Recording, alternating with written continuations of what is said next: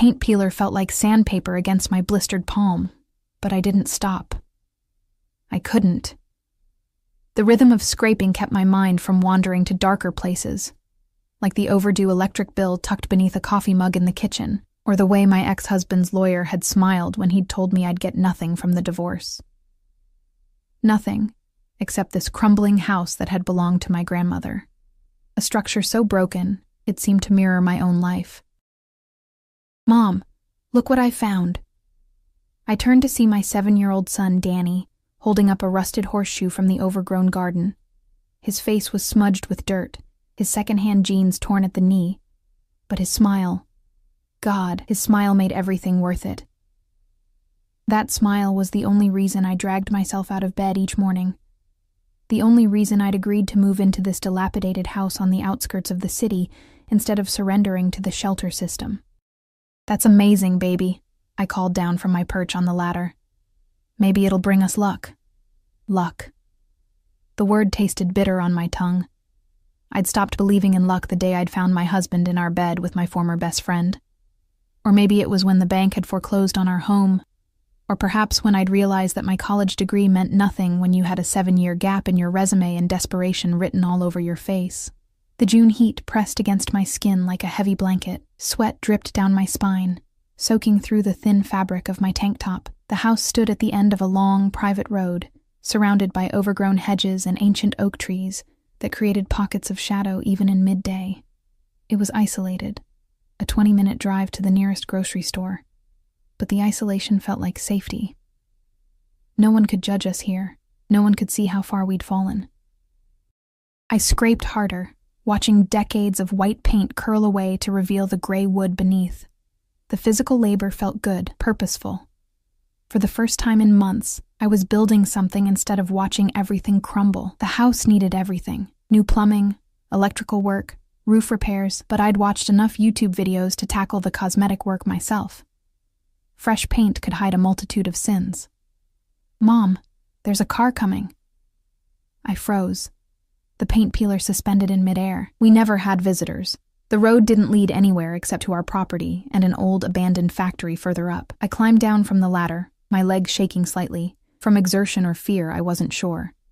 The car that emerged from between the oak trees wasn't just a car. It was a black Mercedes S-Class, the kind with windows so dark you couldn't see inside, the kind that whispered money and power with every gleaming inch of its polished exterior.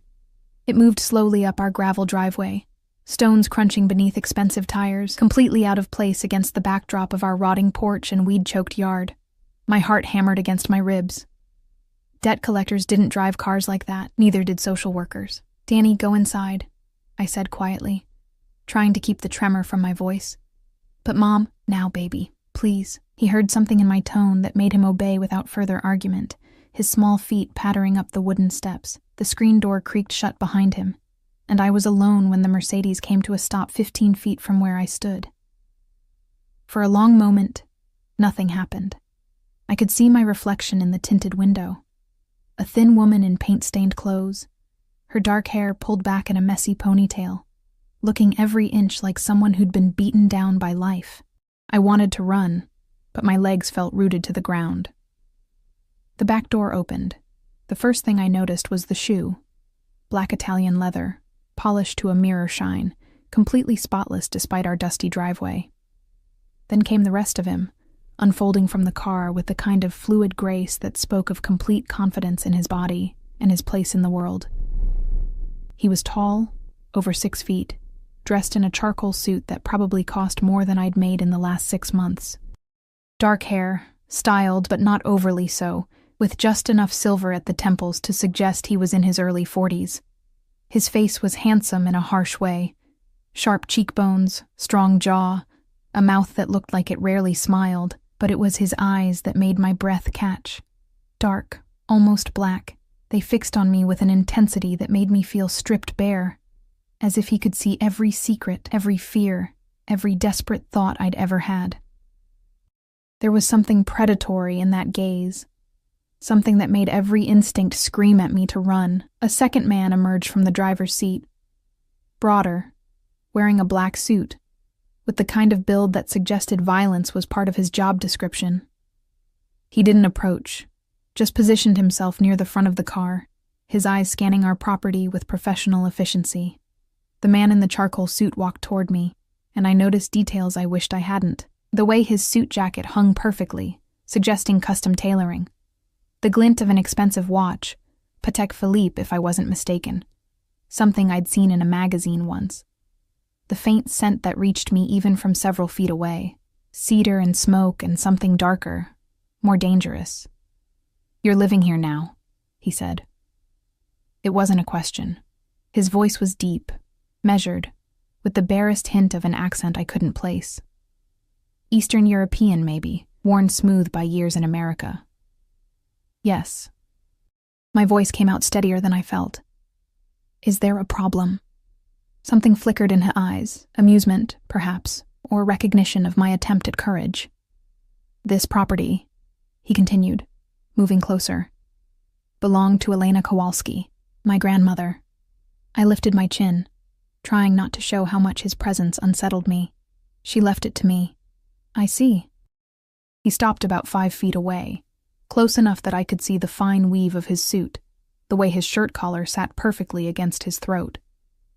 Close enough that his presence felt overwhelming, like standing too near a fire. "And you didn't think to inquire about existing arrangements before moving in?" My stomach dropped. "Arrangements? Your grandmother and I had an agreement. This property sits on land that's valuable to certain business interests." He paused, his eyes never leaving mine. "She granted permission for use of the road access to the factory beyond.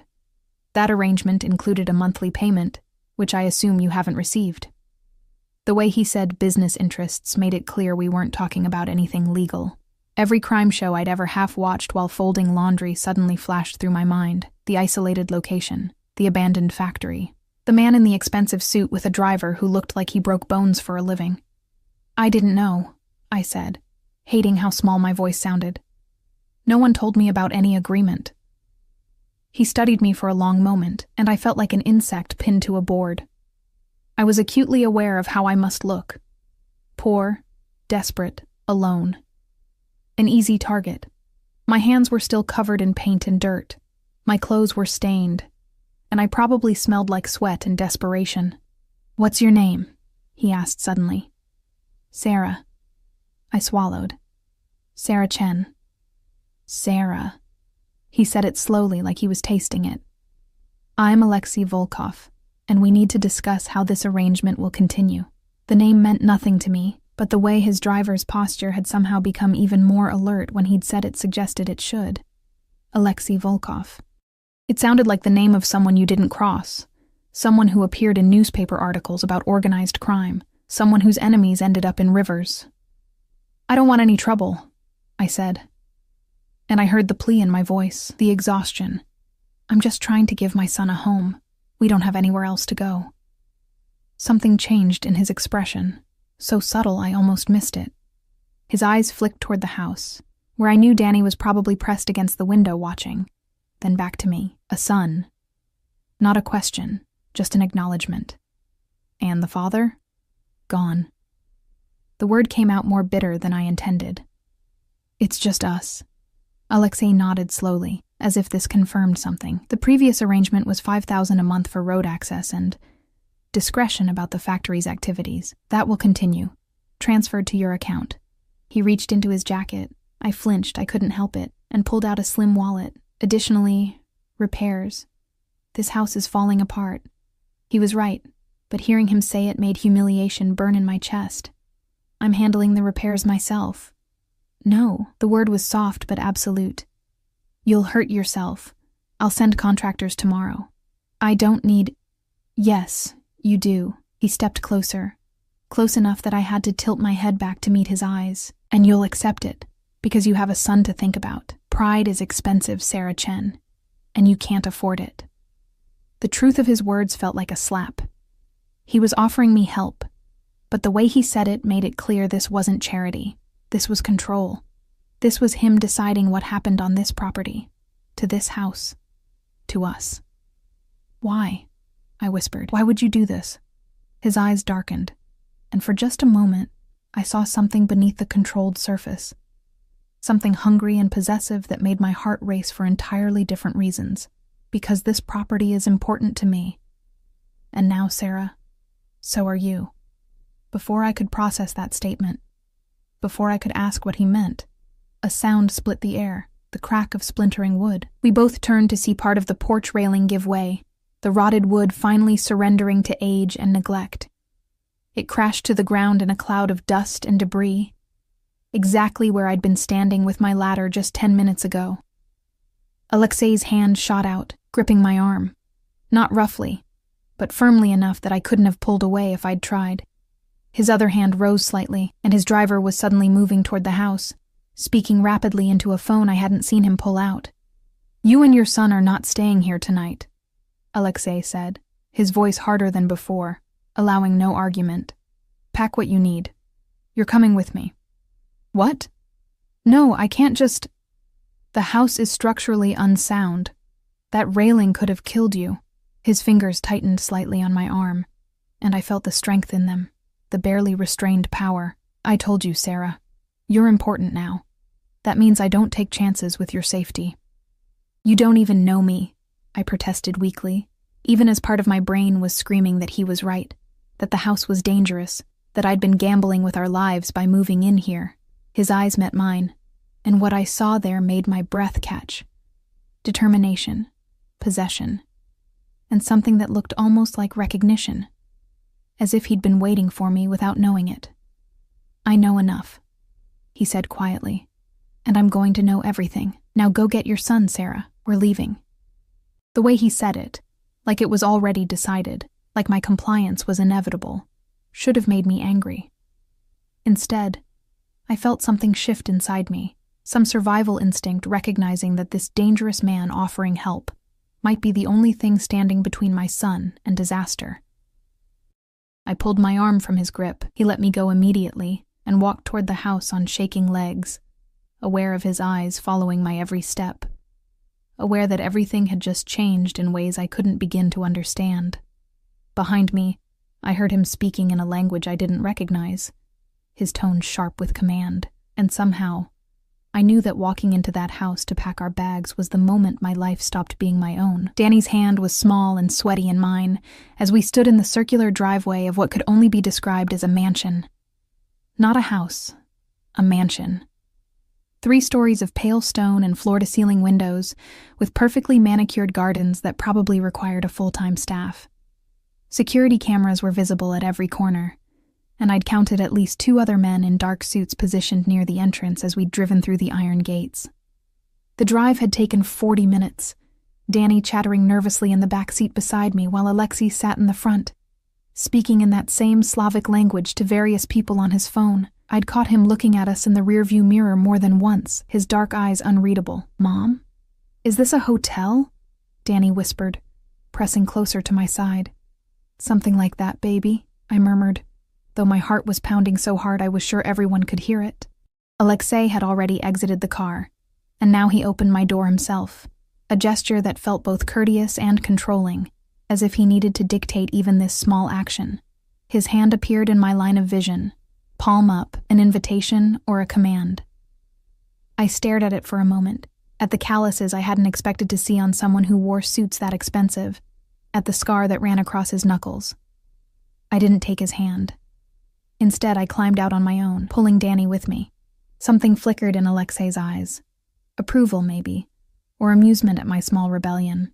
"This way," he said simply, and started walking toward the entrance. The interior was even more overwhelming than the exterior. Marble floors reflected the light from a crystal chandelier that probably cost more than my entire life.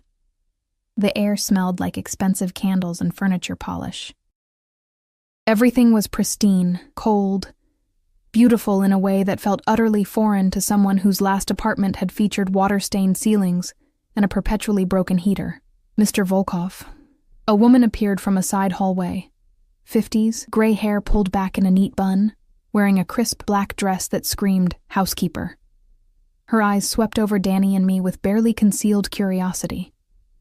"I've prepared the East Wing guest suite as you requested. Thank you, Margareta." Alexei's voice had taken on a different quality here, still commanding but somehow softer. He turned to us. Margareta will show you to your rooms. You'll find everything you need. If you don't, tell her, and it will be provided. We can't stay here, I said, finally finding my voice. This is too much. A hotel would be fine until the house will take weeks to be habitable. He cut me off, not rudely, but with the finality of someone used to making decisions that wouldn't be questioned. You'll stay here.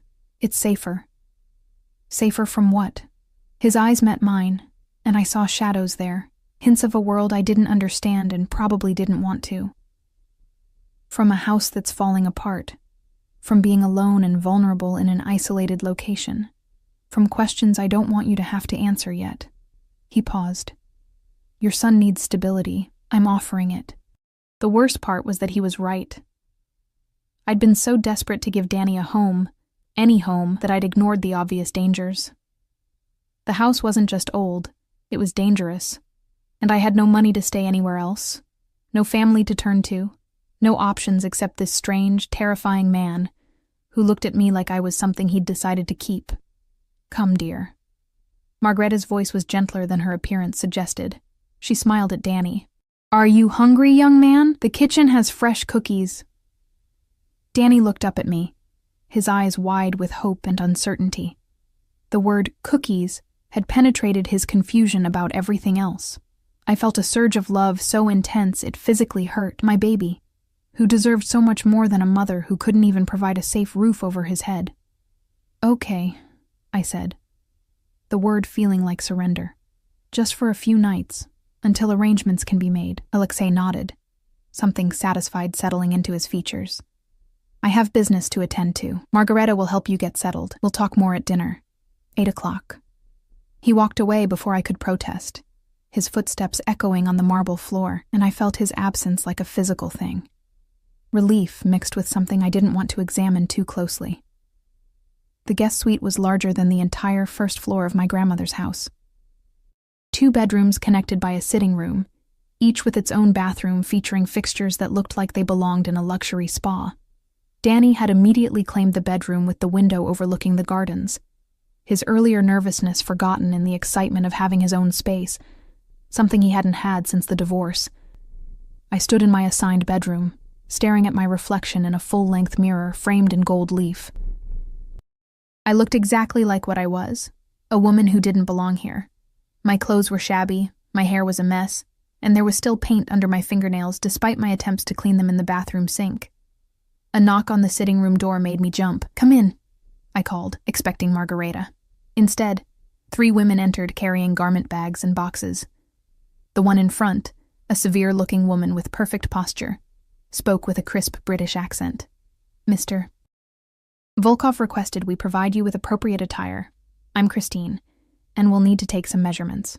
That's not necessary, I said automatically. I have clothes. Christine's eyes flicked over me with professional assessment, and I felt the judgment, even though her expression remained neutral. Mr. Volkov was quite clear. Dinner is formal, and you'll need suitable options for your stay. It will only take a moment. The unspoken message was obvious. Refuse and insult your host. I stood there awkwardly as they measured me, their hands quick and impersonal, and tried not to feel like I was being catalogued, processed, prepared for some purpose I hadn't agreed to. They left behind 6 garment bags, and promised more would arrive tomorrow. When I unzipped the first bag, I found a dress that probably cost more than my car, a deep navy silk that felt like water between my fingers. The others were similar, expensive, elegant, the kind of clothes I'd only ever seen in magazines. I left them hanging and went to check on Danny, finding him in his room arranging the few toys we'd brought on a shelf that could have held 50 times as many. He looked so small in that big space and so happy despite everything. Mom, did you see? They have a pool. Margareta said I could swim tomorrow if you say it's okay. He bounced on his toes, that infectious energy that made me smile despite everything. And she said there's a game room with video games and everything. That sounds wonderful, baby. I smoothed his hair back, needing to touch him, to reassure myself he was real and safe. But remember, this is just temporary, just until our house is fixed. I know. He nodded seriously, then grinned. but it's pretty cool for temporary, right? Yeah, I admitted, pulling him into a hug. It's pretty cool. At 7:45, I stood in front of the mirror again, this time wearing the navy dress. It fit perfectly. Of course it did. Hugging curves I'd almost forgotten I had after months of hiding in baggy clothes and exhaustion. I'd washed my hair in a shower that had 6 different settings and smelled like orchids, and even managed to dry it into something presentable with the expensive hairdryer I'd found in a drawer. I looked like a different person, someone who might actually belong in a house like this. The thought terrified me. Margarita had offered to watch Danny. He'd already eaten and was now engrossed in a video game he'd only ever been able to dream about before, and I'd reluctantly agreed. Now I followed her directions down the hallway, my borrowed heels clicking on marble, toward the dining room where Alexei was waiting. He was standing by the window when I entered, still in a suit, but he'd removed the jacket and rolled up his sleeves, revealing forearms roped with muscle and marked with more scars. He was holding a glass of what looked like whiskey, and the setting sun backlit him in gold, making him look almost unreal, a figure from a painting, dangerous and beautiful in equal measure. He turned when he heard my footsteps, and whatever he'd been about to say died on his lips. His eyes traveled over me slowly, deliberately, and I felt that gaze like a physical touch, heat rushing to my skin despite every instinct telling me to be afraid of this man. "You look beautiful," he said finally, his voice rougher than before. "Thank you for the clothes." I tried to keep my voice steady, professional, as if I wore designer dresses every day. "They're too much, but thank you." "They're exactly what you should have been wearing all along." He set down his glass and pulled out a chair at the table, not at the far end, but close, only one seat between us. "Sit. Are you hungry?" I was starving, actually. I'd been too nervous to eat much all day. But sitting down felt like accepting something more than just dinner, like crossing a line I couldn't uncross. I sat anyway, because I was hungry, and because Danny was upstairs and safe, and because some part of me wanted to understand this man who'd upended my life in a single afternoon. Margarita appeared with the first course, some kind of soup that smelled incredible, then disappeared like a ghost. We were alone in that enormous dining room, with its table that could seat 20 and its paintings that were probably worth fortunes. "Tell me about your ex-husband," Alexei said abruptly, lifting his soup spoon. "That's a strange dinner conversation." Nevertheless, he watched me over the rim of his spoon. "I want to know." I didn't want to talk about Marcus, didn't want to relive that humiliation with a stranger. But Alexei was waiting, and something in his posture suggested he'd simply outweight any resistance I offered. "We met in college," I said finally, stirring my soup without tasting it. "Married young. I thought we were happy. Turns out I was wrong about a lot of things." I paused. "He's not a bad father, just a terrible husband. He sees Danny sometimes when it's convenient. He left you with nothing. It wasn't a question, but I answered anyway. His lawyer was better than mine. I got the house no one wanted and debt I didn't know existed. He got everything else. His name." I looked up sharply. "Why?" "Because men who abandon their children deserve consequences." He said it casually, as if discussing the weather, but there was steel beneath the words. "And because everything about you is my concern now. I'm not your concern," I said, more sharply than I intended. "You're being kind, generous even, but that doesn't make me your responsibility." "Doesn't it?" He leaned back in his chair, studying me with those dark eyes that seemed to see too much. "You're living on property I use, under my protection, wearing clothes I provided. That makes you mine, Sarah." The word mine hung in the air between us, loaded with implications I didn't want to examine. My heart was racing again, but not entirely from fear. There was something else there, something dangerous and unwanted. "I'm not anyone's," I said quietly. "Not anymore. We'll see." He picked up his wine glass, a small smile playing at the corner of his mouth. "Eat. You're too thin." The rest of dinner passed in a strange blur of exquisite food and unsettling conversation. Alexei asked questions about Danny, about my life before the divorce, about my grandmother, and I found myself answering despite my better judgment. He was a good listener, focused entirely on me in a way that felt both flattering and predatory, but he offered nothing in return. Every question I asked about his business, his life, his reasons for helping us, was deflected with practiced ease. By the time dessert arrived, I knew no more about Alexei Volkov than I had that afternoon, except that he was very good at making me feel simultaneously safe and in danger. "There's something you should know," he said as we finished coffee, "about your grandmother's arrangement with me." My stomach tightened. "What about it?" "The factory beyond your property, it's not abandoned. It's a storage facility for certain goods that require discretion. Your grandmother knew what it was. She took payment to look the other way, and to ensure no one else came asking questions about the traffic on that road. He was telling me, in careful terms, that my sweet grandmother had been complicit in something illegal, that the money she'd left me came from crime." "I don't understand why you're telling me this," I said, my voice barely above a whisper. "Because you need to understand what staying in that house means, what accepting my help means." He leaned forward, and I was caught in his gaze again, unable to look away. "There are people who would love to know about that property, who would use you to get to me. That's why the house needs to be secure. That's why you and your son need protection. That's why you're here. You're saying we're in danger because I inherited a house." The words came out flat, shocked. "I'm saying you were in danger the moment you moved in, and you didn't even know it." His hand reached across the table, covering mine before I could pull away. His palm was warm, calloused, strong enough to crush my fingers, but gentle in a way that made my breath catch. "But you're not in danger now, Sarah. Not while you're mine to protect." There was that word again. Mine. I should have been terrified. I should have grabbed Danny and run as far and fast as we could. But when I looked into Alexei Volkov's eyes, all I saw was absolute certainty, and the promise that nothing would touch us while he was watching. The terrifying part was how badly I wanted to believe him. 3 weeks passed like a fever dream. The house, my grandmother's house, though I was beginning to think of it differently now, was transformed. Every morning I'd receive updates with photos from the contractor Alexei had hired. New roof, new plumbing, electrical rewiring, foundation repairs. The kitchen was being completely renovated. The porch had been rebuilt with wood that would last another 100 years. It should have taken months, but Alexei's money made things move at impossible speeds, and every night, I had dinner with him. It became a ritual. 8 o'clock, the dining room, just the two of us while Danny ate earlier with Margareta and played until bedtime.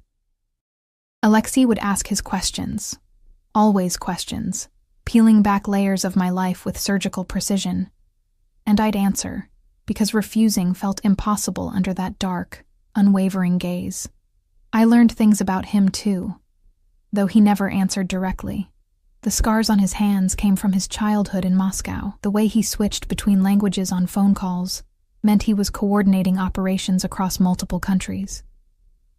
The deference everyone showed him wasn't just respect, it was fear. And the reason his house had more security than most banks was because people had tried to kill him. More than once. I should have been terrified. Some part of me was, but another part, a part I didn't want to acknowledge, felt safer than I had in years. Danny was thriving. He'd gained weight, stopped having nightmares, and talked constantly about the pool and the games and how Mr. Volkov had taught him to play chess. That last part had shocked me. I'd come downstairs one afternoon to find them in the study, Danny's small hand hovering over a pawn, while Alexei watched with something almost like patience. "He's good with him," Margareta had said quietly, appearing beside me with that unnerving ability she had to materialize from nowhere. "I've worked for Mr. Volkov for 15 years. I've never seen him spend time with a child before."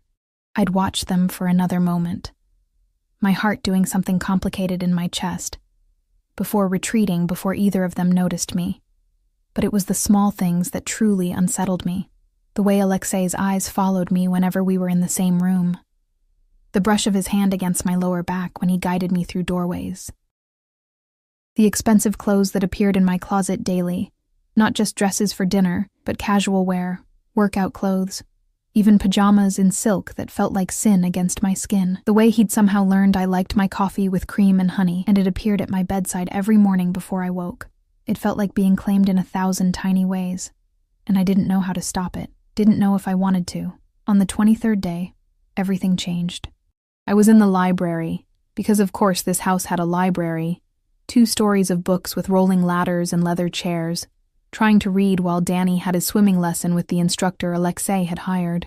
I'd changed into jeans and a sweater, comfortable clothes after another morning of wearing designer dresses, and was curled in a chair by the window when I heard voices in the hallway. Don't care what Dmitri thinks. The shipment arrives Thursday, and it will be handled according to plan.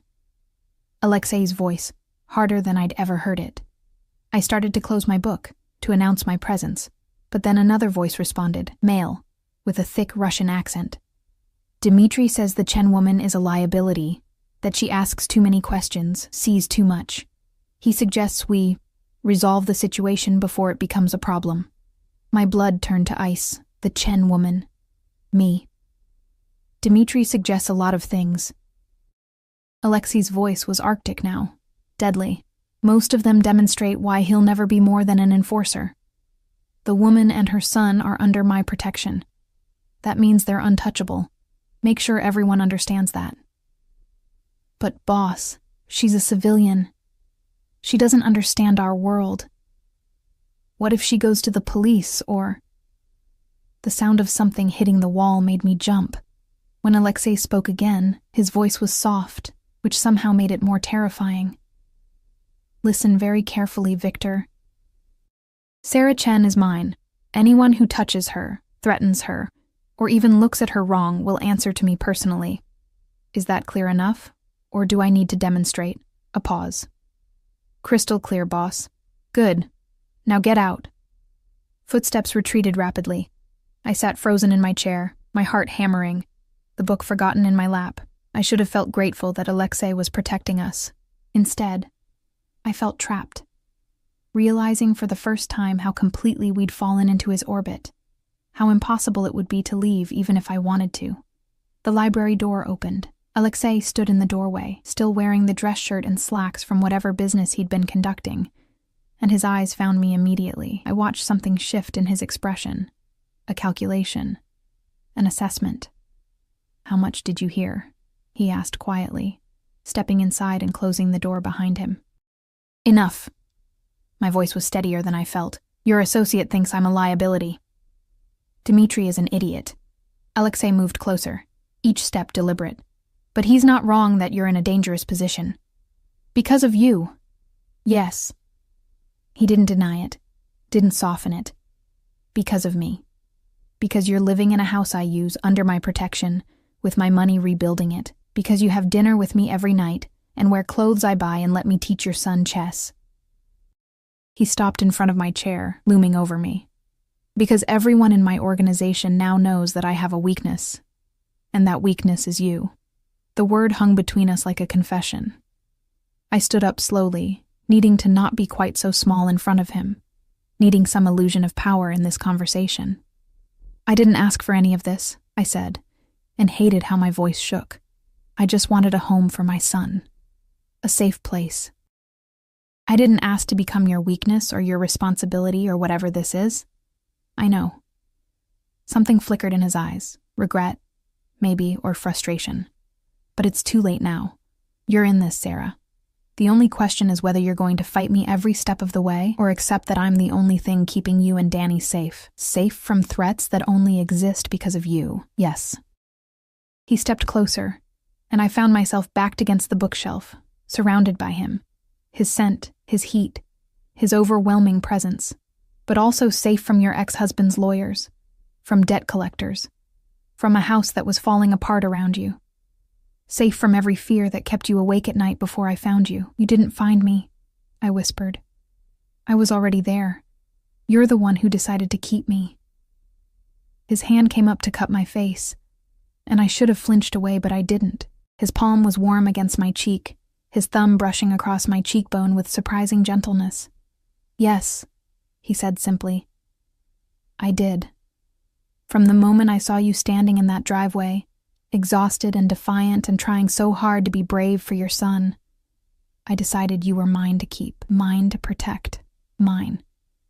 That's insane, I breathed, but I didn't pull away from his touch. Probably. His thumb traced my lower lip, and I felt that touch everywhere. But I stopped pretending to be sane a long time ago, Sarah. I'm a man who takes what he wants and destroys anyone who tries to take it away. And I want you. The confession should have terrified me. Instead, something hot and dangerous unfurled in my stomach, something I'd thought died with my marriage but was apparently only sleeping. You don't even know me, I protested weakly. I know you're strong even when you feel broken. I know you'd do anything for your son.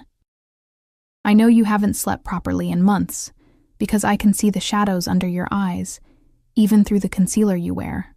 I know you prefer reading to television, and you bite your lip when you're nervous, and you haven't let yourself want anything for yourself in so long you've forgotten how. His voice had dropped lower, intimate. I know enough, Sarah, and I'm going to know everything. Why? The word came out as barely a whisper. Why do you care? For a long moment, he just looked at me, and I saw something in his eyes I hadn't seen before, something raw and almost vulnerable. There and gone so fast, I might have imagined it. Because you're the first real thing I've seen in 20 years, he said finally. Everyone in my world wants something from me. Power, money, protection, fear. But you? You want nothing except to take care of your son and rebuild a broken house. You look at me and you're afraid. Yes, but you don't grovel. You don't perform. You're just real. His hand slid into my hair, tilting my head back, and my breath caught as his face moved closer to mine. I'm going to kiss you now, he murmured. And you're going to let me? Because you want this as much as I do, even if you're not ready to admit it yet. He was right. God help me. He was right. I did want it, wanted him, despite everything logical screaming that this was dangerous and wrong and would end badly. When his lips met mine, I didn't pull away. The kiss was nothing like I expected. Not rough or demanding, but almost careful, like I was something precious that might break. His mouth moved against mine with practiced skill, coaxing my lips apart, deepening the kiss until I was gripping his shirt just to stay upright. Heat flooded through me, want that I'd buried under exhaustion and survival, and I kissed him back with a hunger that should have embarrassed me. When he finally pulled away, we were both breathing hard, and his eyes had gone almost black with desire. Alexei, I started, not sure what I was going to say. Mom. We jerked apart as the library door burst open. Danny stood there in his swim trunks, dripping on the expensive carpet, grinning widely. Mom, I can swim. I mean really swim, not just doggy paddle. Do you want to see? I forced myself to breathe, to smile, to be the mother he needed, and not the woman who'd just been kissed senseless by a man who'd admitted to being obsessed with her. That's wonderful, baby. Let me just go, Alexei said quietly, stepping back and giving me space. His voice was controlled again, but his eyes were still hot when they met mine. We'll continue this conversation later. It was a promise and a threat, and it sent shivers down my spine. That night I couldn't sleep. I kept replaying the kiss, the conversation, the way Alexei had looked at me like I was something he'd been searching for without knowing it. Around 2 a.m, I gave up and padded downstairs in my silk pajamas, heading for the kitchen to make tea. The house was dark except for ambient lighting, and I moved through it quietly, not wanting to wake anyone. But as I passed Alexei's study, I saw light beneath the door and heard his voice, speaking in Russian. I should have kept walking. I should have given him his privacy. Instead, I found myself stopping, listening. I couldn't understand the words, but I understood the tone, anger, frustration, and something that sounded like fear. His voice rose, sharp with command, then fell to something quieter, more dangerous. Another voice responded, Victor maybe, or one of the other men I'd seen around the property. And Alexei's response was harsh enough that I winced. The conversation ended abruptly. Silence fell, and I was about to flee back upstairs when the study door opened. Alexei stood there, still fully dressed despite the hour, and his eyes found me immediately in the dim hallway. He looked tired, I realized, tired and dangerous and somehow vulnerable in a way I'd never seen him. "Can't sleep?" he asked, his voice rough. "I didn't mean to eavesdrop," I said quickly. "I was just getting tea." He studied me for a moment, then stepped back, holding the door open. "Come in. We should talk." This felt like a test, or maybe a trap. But I walked into his study anyway, into this inner sanctum that smelled like leather and whiskey and him. The door clicked shut behind me, and suddenly the space felt too intimate, too charged with everything unspoken between us. "There's a situation," Alexei said, moving to pour himself a drink from the bar in the corner. "With your ex-husband." My stomach dropped. "What about Marcus? He's been asking questions about where you're living, who you're with. He called the contractors at your house yesterday." Alexei's jaw tightened. "He wants to modify the custody arrangement. Claims you're living with a dangerous man and exposing Danny to unsuitable environments." The room spun slightly. "How do you know this?" "Because I make it my business to know everything that concerns you." He took a drink, his eyes never leaving mine. "His lawyer sent a formal letter today. They're requesting an emergency custody hearing." "No." The word came out strangled. "No, he can't. Danny is all I have. He can't take him. He won't." Alexei set down his glass and crossed to me, his hands gripping my shoulders firmly. "Listen to me, Sarah. He won't take Danny because I won't allow it. I have lawyers who will destroy his case. I have investigators who will find every skeleton in his closet. And I have resources he can't even imagine." "Why would you do that?" Tears burned my eyes. "What do you want from me?" His hands slid up to cup my face, forcing me to meet his gaze. "I want you to stop fighting this. Stop pretending you don't feel what's between us. Stop acting like you're alone when you're not anymore." His voice dropped to something raw, almost desperate. "I want you to be mine, Sarah, completely, in every way that matters."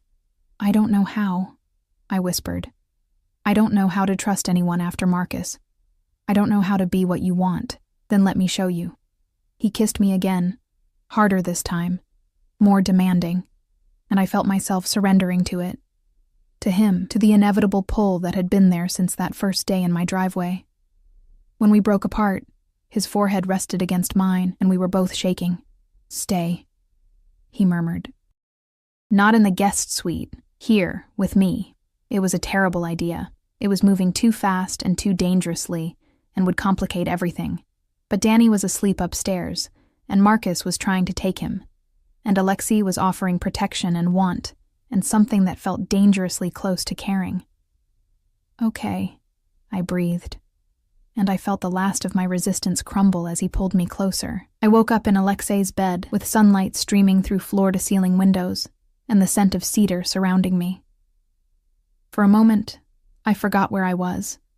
Then memory crashed back in vivid detail. The kiss in the library, the conversation in his study, the way he'd undressed me slowly, reverently, like I was something precious. The feel of his hands on my skin, his mouth tracing patterns of fire across my body, the way he'd whispered my name like a prayer as Heat flooded my face. What had I done? The bed beside me was empty, sheets cool to the touch. He'd been gone for a while. I sat up, pulling the silk sheet around myself, and noticed the note on the pillow beside me. Alexei's handwriting was precise, controlled, like everything else about him. "Sarah, had to handle business. Stay as long as you like. Margarita will bring breakfast. The custody lawyer arrives at noon. Be ready." The custody lawyer. Reality settled back over me like a cold blanket. Marcus was trying to take Danny, and I'd spent the night in bed with a man whose business associates literally suggested killing me as a solution to their problems. What kind of mother did that make me? Except Danny was happy here, happier than I'd seen him in over a year. And Alexei, for all his danger, had been nothing but kind to my son, more than kind. Attentive, patient, present in ways Marcus had never been even when we were married. I found my clothes, the jeans and sweater from yesterday, neatly folded on a chair, and dressed quickly. My reflection in the bathroom mirror showed a woman I barely recognized. Lips swollen from kissing, color in my cheeks, eyes bright with something I didn't want to name. I looked alive in a way I hadn't in years. I looked like someone who'd been thoroughly claimed. The thought should have terrified me. Instead, it sent a thrill through my body that I had no business feeling. Danny was eating breakfast in the sunroom when I found him, Margareta hovering nearby with fresh juice. He looked up with that beautiful smile that made my heart ache. "Mom, Mr. Volkov said we can go see the house today. He said it's almost done and I can pick the color for my room." I slid into the chair beside him, accepting the coffee Margareta offered with a grateful nod. "That sounds wonderful, baby." He also said, Danny paused, suddenly shy. He said maybe we don't have to leave after the house is done, that we could stay here if we wanted. Would that be okay? My breath caught. Alexei had said that to my 7-year-old son before discussing it with me. It was presumptuous, controlling, typical of him, and exactly the kind of stability Danny needed. "We'll see," I said carefully. "A lot is happening right now, and we need to figure things out. Is it because of Dad?" Danny's voice went small. "Margarita said he called here yesterday. Is he mad we're staying with Mr. Volkov?"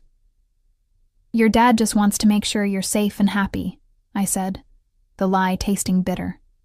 "That's all." Danny nodded, but his eyes were too old, too knowing. He'd heard the fights before the divorce, knew more than a 7-year-old should about broken promises and selfishness masquerading as love. "I like it here," he said quietly. "Mr. Volkov is nice to me. He doesn't look at his phone when I'm talking like Dad does.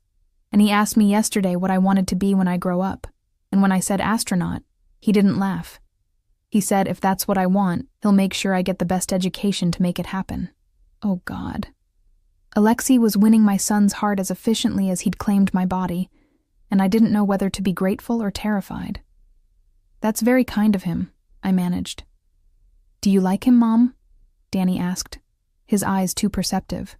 "The way people like each other in movies?" I could have lied. Should have lied. But something in my son's hopeful expression made me tell the truth. "Yeah, baby. I think I do." His smile was radiant. "Good. You deserve someone nice, someone who makes you smile like you used to." The simple wisdom of children. If only Danny knew that the man making me smile had scars on his knuckles from violence and conducted business that required guards with guns. The lawyer arrived at exactly noon. Elena Volkov, no relation to Alexei despite the shared surname, was a woman in her 50s with steel-gray hair, a Chanel suit, and eyes that could probably make judges weep.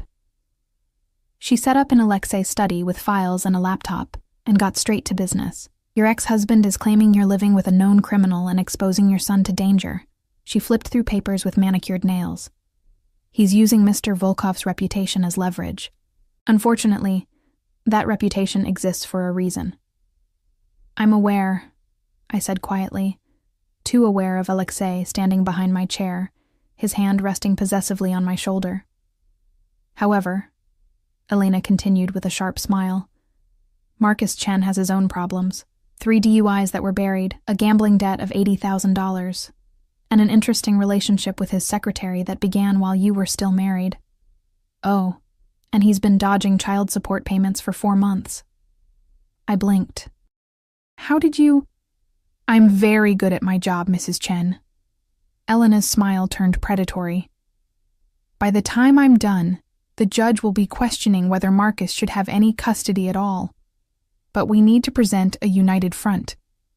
Which means clarifying your relationship with Mr. Volkov." Her eyes flicked between us, noting Alexei's hand on my shoulder, probably reading everything that had happened between us in our body language. "Sarah and Danny are under my protection," Alexei said, his voice leaving no room for argument. "They live in my home by my invitation, as my guests. Elena's tone suggested she knew better. "That's the story we're going with?" "That's the truth," Alexei replied smoothly, "for now." The implication was clear. Eventually, it would be more. Eventually, we wouldn't be guests but permanent fixtures in his life. The presumption should have angered me, but all I felt was a strange relief. Someone was fighting for us, someone powerful enough to win. "All right," Elena said, making notes. "The hearing is scheduled for next Wednesday. Sarah, you'll need to testify about the living situation, Danny's well-being, and why you believe this is the best environment for your son. Can you do that?" I thought about the past 3 weeks, Danny's laughter, the security of knowing we had a roof over our heads, the way Alexei had somehow made us feel protected instead of trapped, wanted instead of burdensome. Yes, I said firmly. I can do that. After Elena left, Alexei took us to see the house. His driver, Victor, who apparently no longer thought I should be eliminated, drove us in the Mercedes, Danny chattering excitedly in the back seat about all the things he wanted to do once we moved back in. If we moved back in. That remained unspoken but present between Alexei and me. The transformation was stunning. The house that had been falling apart a month ago now looked like something from a magazine. Fresh paint, a warm cream color that caught the afternoon light, new windows, a rebuilt porch with furniture that invited you to sit and watch the sunset. The garden had been cleared and landscaped, the old oak trees preserved but now surrounded by flowering bushes and stone pathways. Oh my God, I breathed, stepping out of the car. Wait until you see inside, Alexei said, and I heard satisfaction in his voice. The interior was even more impressive. The kitchen gleamed with new appliances and marble countertops. The living room had been opened up, walls removed to create flow and light. Hardwood floors had been refinished to a honey glow. Everything was perfect, beautiful. Exactly what I would have chosen if I'd had unlimited funds and taste.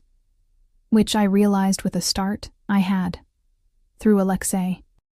Danny raced upstairs to see his room, his footsteps echoing in the empty house, and I found myself alone with Alexei in the living room, surrounded by all this expensive beauty. You didn't have to do all this, I said quietly. Yes, I did. He moved closer, backing me against the wall the way he had in the library, his presence overwhelming. This is your home, Sarah. Yours and Danny's. It needs to be perfect. Nothing's perfect. Then as close as money can make it. His hand came up to cup my face, thumb tracing my cheekbone.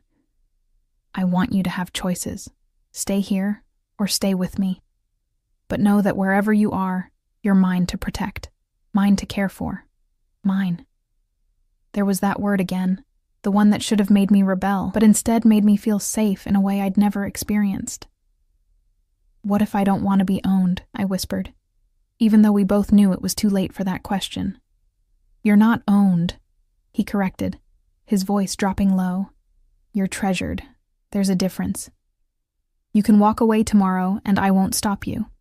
But I'll make sure you're safe. I'll make sure Danny has everything he needs. I'll make sure Marcus never hurts you again. His forehead pressed against mine. You're free, Sarah, but you're also mine. Both things can be true. Before I could respond, Danny's voice rang out from upstairs. Mom, come see. My room is huge. Alexei smiled, a real smile, rare and devastating, and stepped back. Go, enjoy this. It's yours. I went upstairs on shaking legs, my mind spinning. Danny's room was indeed huge, painted a soft blue-gray with built-in bookshelves and a window seat overlooking the garden. There was even a desk perfect for homework, and Danny was already planning where everything would go. But my attention caught on the master bedroom across the hall. I walked to the doorway and froze. It had been completely redone. A king-sized bed with luxurious linens. An attached bathroom with a soaking tub and separate shower. A walk-in closet that was already partially full, with clothes I recognized. The dresses from Alexei's house. The casual wear. Everything he'd bought me. Moved here. Waiting. He'd assumed I'd stay.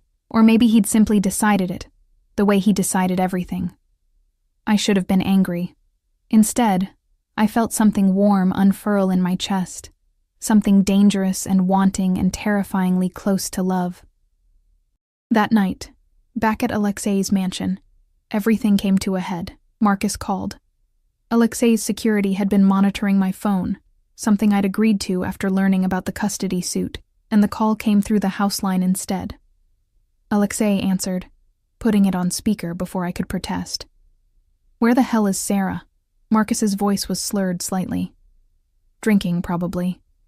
I know she's there with you. I know what you are, Volkov. Mr. Chen. Alexei's voice was ice. Sarah and Danny are under my protection. If you have legal concerns, address them through your lawyer. Protection? Marcus laughed bitterly. You're a criminal. A mobster. You think I'm going to let my son live with someone like you? Your son, Alexei repeated softly, dangerously. The son you haven't seen in 6 weeks. The son whose support payments you've missed.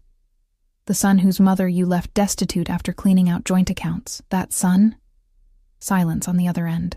Here's what's going to happen, Marcus, Alexei continued, and I heard the steel beneath the smooth words. You're going to withdraw the custody suit. You're going to start paying support on time. You're going to be a father. Or you're going to disappear from their lives entirely. Those are your options. You can't threaten me. That wasn't a threat. Threats imply possibility. This is certainty. Alexei's eyes met mine across the study, dark and fierce. Sarah and Danny are mine now. Touch them, hurt them, or cause them any distress, and you'll discover exactly what kind of man I am. Do we understand each other? Another pause. Longer this time. Then, you're insane. Probably, Alexei agreed. But I'm also the man standing between you and the people you claim to care about. Choose wisely. He hung up without waiting for a response. I stood there, heart pounding, unsure whether to be furious at his presumption or grateful for his protection. You can't just... I can, he interrupted, moving around the desk toward me. I did, and I'll do worse if he pushes me. This is insane, I said, echoing Marcus's words. This whole situation is insane. I barely know you, Alexei. We've known each other less than a month, and you're talking about me and Danny like we're yours. Like we belong to you. Don't you? He stopped in front of me, close enough that I had to tilt my head back to meet his eyes. Look me in the eye and tell me you don't feel it, Sarah. Tell me you don't feel claimed. Tell me you don't want this as much as I do. I couldn't. God help me. I couldn't lie to him. I'm scared, I whispered instead. I'm scared of how much I want this. How much I want you, despite everything logical telling me to run. I'm scared of what it means that I let you into my life, into my son's life, into my bed. I'm scared because this feels inevitable, and I don't know if that's real or if I'm just so desperate for security that I'm confusing gratitude with something else. His hands came up to frame my face, gentle despite their capacity for violence. It's real, Solnishko. It's been real since I saw you standing in that driveway trying to rebuild a broken house with your bare hands. You're not confused. You're not desperate. You're mine. And somewhere in the past month, I became yours too. I don't know how to do this, I admitted, tears burning my eyes. I don't know how to trust someone again. I don't know how to let someone take care of me without losing myself. Then let me teach you. He kissed me softly, carefully. Let me show you that not all men are your ex-husband. Let me prove that I'll protect what's mine with everything I have. Another kiss. Deeper. Let me love you the way you deserve, Sarah. The way you should have been loved all along. The word love hung between us, too big and too soon, and absolutely terrifying in its rightness. Okay, I breathed against his mouth. Okay. And when he lifted me into his arms and carried me to his bedroom, I let myself surrender completely.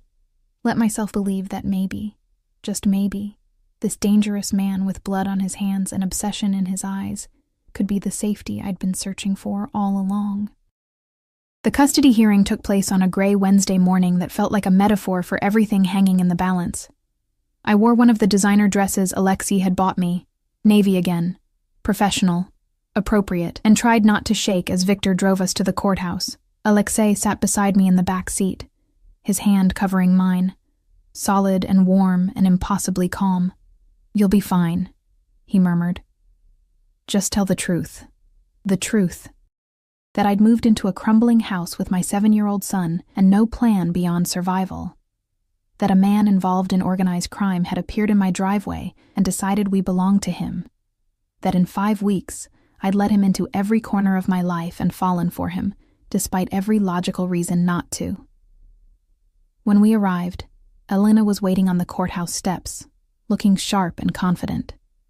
She'd warned me that Marcus's lawyer would try to paint Alexei as dangerous, me as irresponsible, and Danny as being exposed to criminal elements, but she'd also said not to worry. She had ammunition of her own. I still worried. Inside, the courtroom was smaller than I'd expected, less dramatic. Marcus sat at the plaintiff's table with his lawyer, a thin man with wire-rimmed glasses who looked like he billed by the minute. Marcus wouldn't meet my eyes, which was probably for the best. I didn't know what I'd see there: guilt, anger, or the same indifference that had characterized the final year of our marriage. Alexei sat in the gallery behind me, and I felt his presence like a physical weight, protective, possessive, absolutely unmovable. The judge, a stern woman in her 60s named Judge Patricia Martinez, called the hearing to order. Marcus's lawyer stood first, laying out his case with practiced efficiency. His client was concerned about the welfare of his son. The mother was living with a man of questionable character. Alexei Volkov had known connections to organized crime, multiple ongoing investigations, and represented a clear danger to a minor child. The living situation was unstable, inappropriate, and Marcus was requesting primary custody with supervised visitation for me until I could establish a suitable, independent residence. I felt sick listening to it, even knowing it was coming. They made it sound so damning, so clear-cut. Then Elena stood, and the temperature in the room seemed to drop. Your Honor, Mr. Chen's sudden interest in his son's welfare is touching, if somewhat belated. She moved with the confidence of someone holding all the cards. Let's examine the facts. Mr. Chen abandoned his family 18 months ago, after conducting a year-long affair with his secretary. He provided no financial support during the divorce proceedings, forcing Mrs. Chen and their son into poverty. He cleaned out joint bank accounts, leaving her with nothing. He hasn't paid child support in 4 months, despite a court order. He's seen his son exactly 3 times this year, always for less than an hour, usually canceling at the last minute. She paused, letting that sink in. Now, let's discuss Mrs. Chen's current situation. Yes, she's living in a home owned by Mr. Volkov. A home that was left to her by her grandmother and which Mr. Volkov has spent over $200,000 renovating to ensure it's safe and suitable for a child. Mrs. Chen and her son have their own private wing in Mr. Volkov's residence while this work is completed. The child has thrived in this environment. His grades have improved, he's gained healthy weight, he's enrolled in swimming lessons, and has access to educational resources his father never provided. Elena turned to face Marcus directly. As for Mr. Volkov's character, yes, he's a businessman with diverse interests, some of which have attracted attention. But he has no criminal record. He's never been charged with a crime.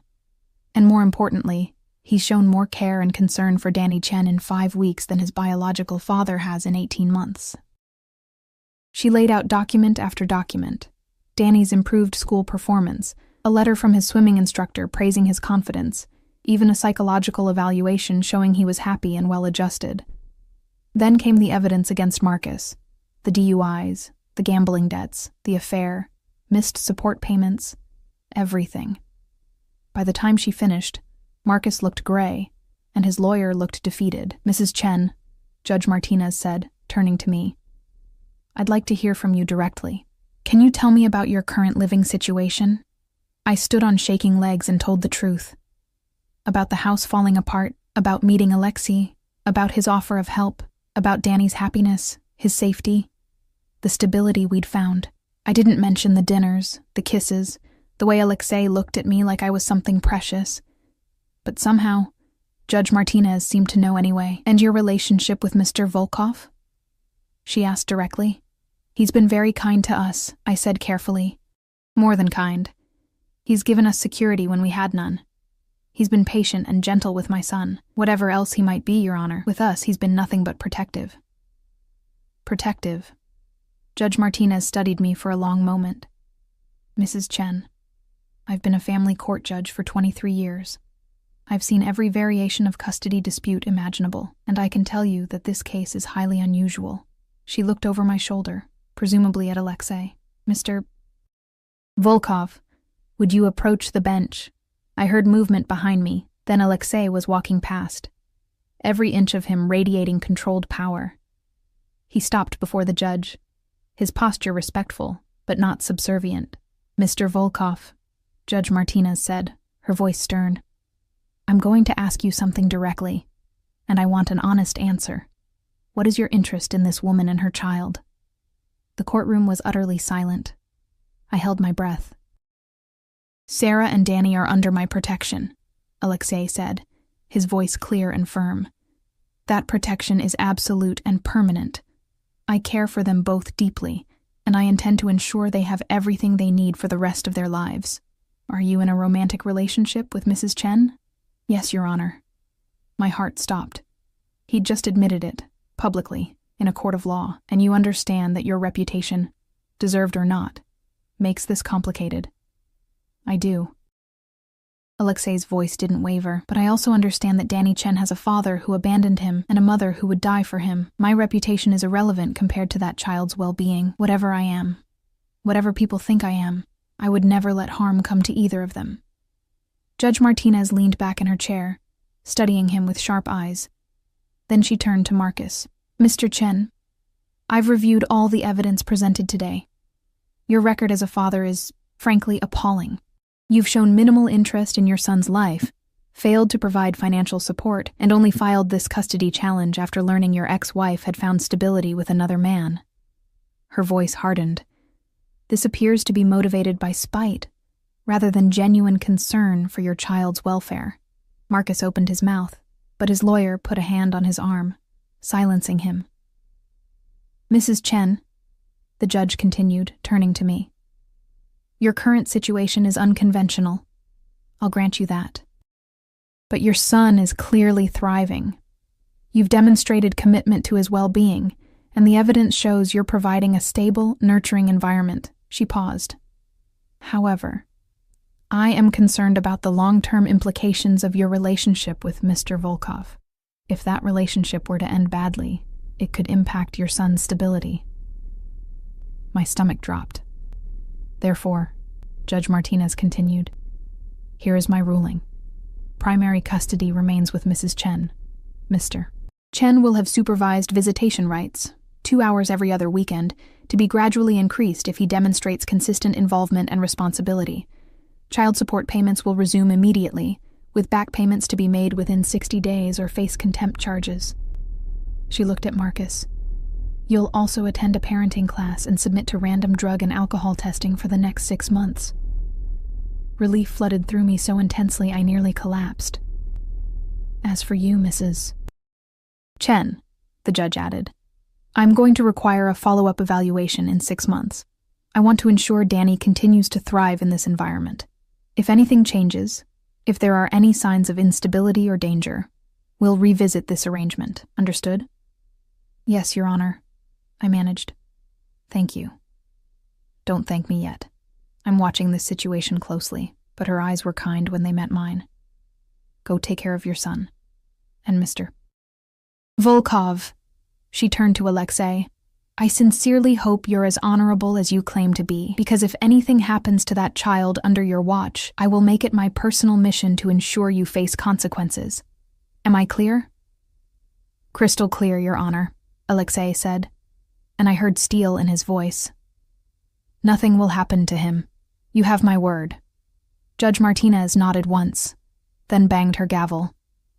"This hearing is adjourned." Outside the courthouse, I finally let myself breathe. Elena left with promises to handle all the paperwork. Marcus skulked away with his lawyer, and I stood on the steps with Alexei's arm around my waist, feeling like I'd just survived a battle. "You did well," he murmured against my hair. "I'm proud of you." "You told her we were together," I said, still processing. "You didn't have to do that." "Yes, I did." He turned me to face him, right there on the courthouse steps with people streaming past. "I'm not ashamed of you, Sarah. I'm not hiding what you are to me. Not from judges, not from my associates, not from anyone." "What am I to you?" I asked, needing to hear him say it again. His hand came up to cup my face, and his eyes were intense, burning with something that made my heart race. "Everything," he said simply. "You're everything." We picked Danny up from Margareta. He'd spent the morning at the mansion, carefully kept away from the courthouse, and drove to the renovated house. He needed to see it finished, needed to understand that this was real, that we were safe now. Danny raced through the rooms, shouting with joy at his perfect bedroom, the game room Alexei had added as a surprise, The backyard with its new playground equipment. His laughter echoed through the house, bright and pure, and exactly what I needed to hear. Alexei and I stood in the kitchen, watching through the window as Danny climbed on the swings, and his arm came around my waist, pulling me back against his chest. "Move back in if you want," he said quietly. "It's yours. But Danny can keep his room at my place, too. You both can. Come and go as you please." "You're giving me choice," I said, understanding. "After controlling everything else, you're giving me this." "I'm giving you freedom," he corrected, "because you deserve it. Because you're mine by choice, not by force. I want you to choose me, Sarah. Every day, even when it's hard, even when my world scares you." I turned in his arms, looking up at his face, this dangerous, beautiful man who'd crashed into my life and refused to leave. "Your world terrifies me," I admitted. "The violence, the secrets, the way people look at you with fear. But you know what terrifies me more? What? How safe I feel with you anyway. How much I trust you despite every logical reason not to. How completely you've claimed my heart in just 5 weeks." I reached up to touch his face, feeling the rough stubble under my fingers. "I don't just choose you, Alexei. I choose this. Whatever this is between us, I choose to be yours." His kiss was fierce, claiming, full of promise and possession. When we broke apart, we were both breathing hard. "Marry me," he said abruptly. I stared at him. "What?" "Marry me." He said it again, more firmly. "Not today, not tomorrow, when you're ready. But no, that's where this is going, Solnishko. I'm not a man who does anything halfway. If you're mine, then you're mine completely. Forever." It was too fast. It was insane. It was everything I should have refused. "Ask me again in 6 months," I said instead. "After the follow-up evaluation. After Danny's had time to adjust. After we've figured out how to make this crazy situation work." "That's not a no," Alexei observed, his eyes lighting with satisfaction. "No," I agreed, smiling despite myself. "It's not a no." 6 months later, on a cold December evening, Danny and I stood in front of Alexei's Christmas tree, a massive thing that took up half the living room and was covered in lights and ornaments that probably cost more than my first car. Danny was wearing pajamas Margareta had bought him, his hair still damp from his bath, and he was practically vibrating with excitement about opening presents in the morning. "But first," Alexei had said, he had something important to discuss.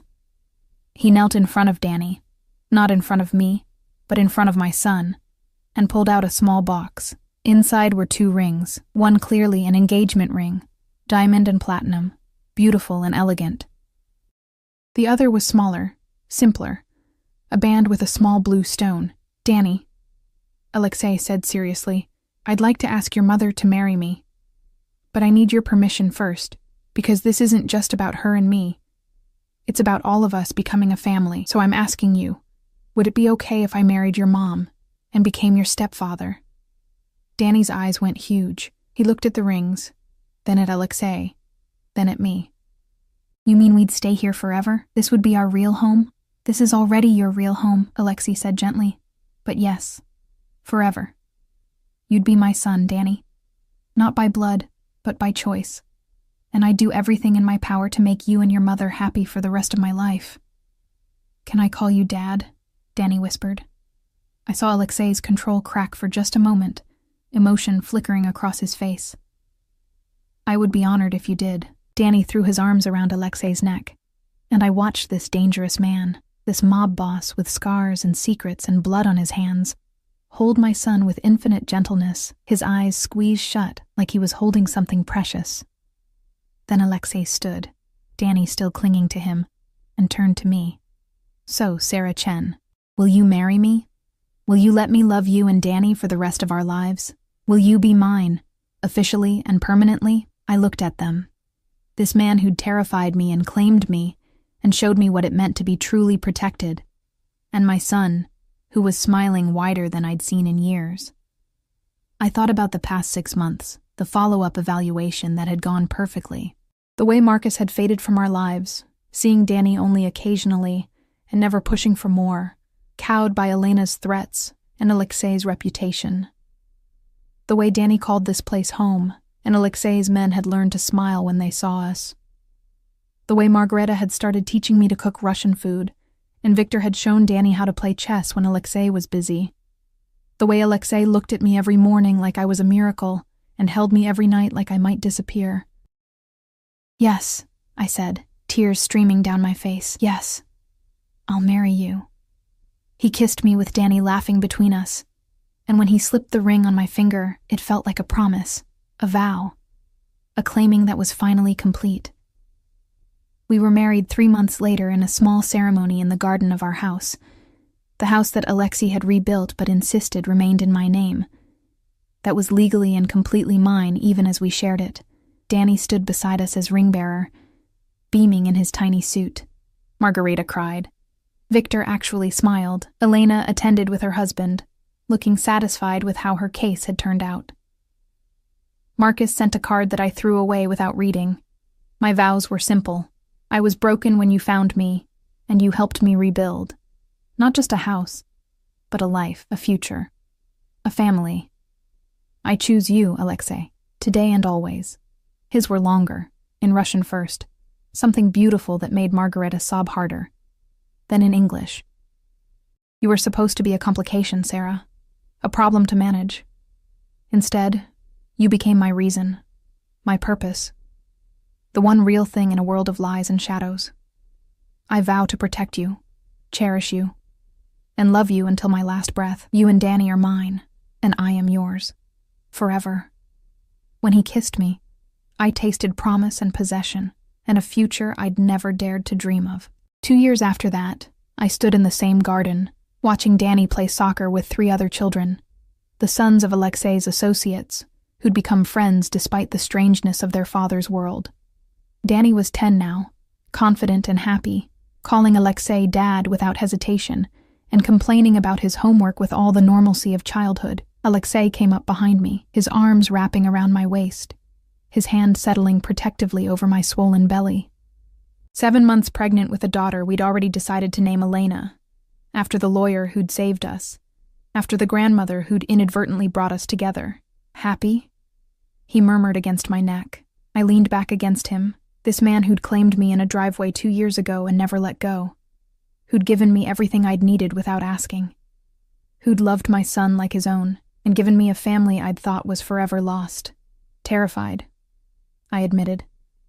Your world still scares me. The things you do, the dangers that exist. I wake up some nights in a panic, convinced something will happen to you or Danny or this baby. And yet, he turned me in his arms, his dark eyes knowing, and yet I'm happier than I've ever been in my life.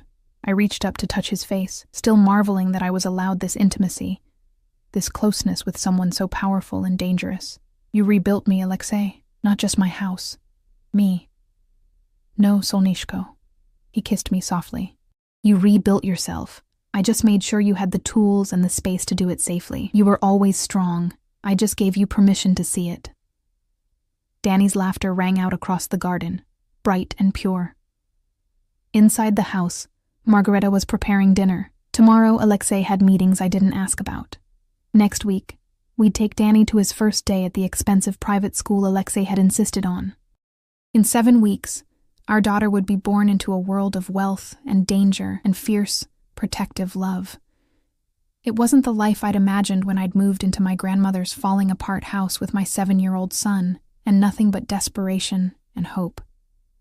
It wasn't safe or normal or anything I could have planned, but it was mine. We were his, and he was ours.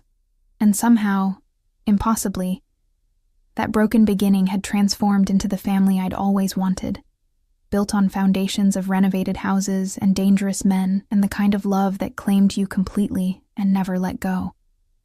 I love you, I whispered against Alexei's mouth. I know, he said, his voice warm with satisfaction and possession. You're mine, after all. You were always going to love me. It was inevitable. The arrogance should have annoyed me. Instead, I just smiled and kissed him again, surrounded by the sound of children's laughter and the scent of flowers and the feeling of absolute, terrifying, perfect safety. He was right, after all. It had been inevitable from the moment he'd knocked on my door.